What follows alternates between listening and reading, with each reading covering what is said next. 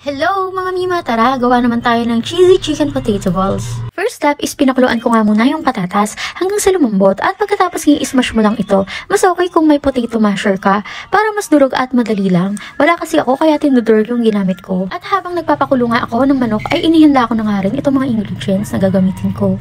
Kailangan lang natin ng cornstarch, breadcrumbs, cheese, at itong smashed potato.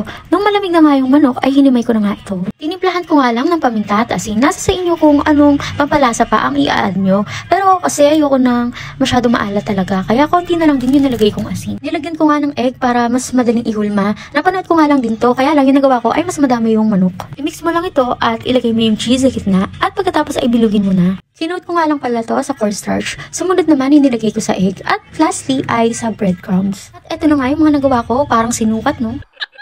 Madami na nga din akong nagawa dyan. Nasa 36 pieces din to. At nung natapos na nga lahat, ay inilagay ko na nga dito sa kumukulong mantika.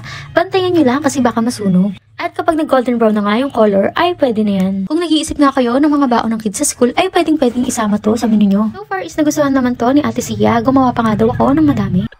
So, dito na lang ulit mga mima. Thanks for watching. Bye!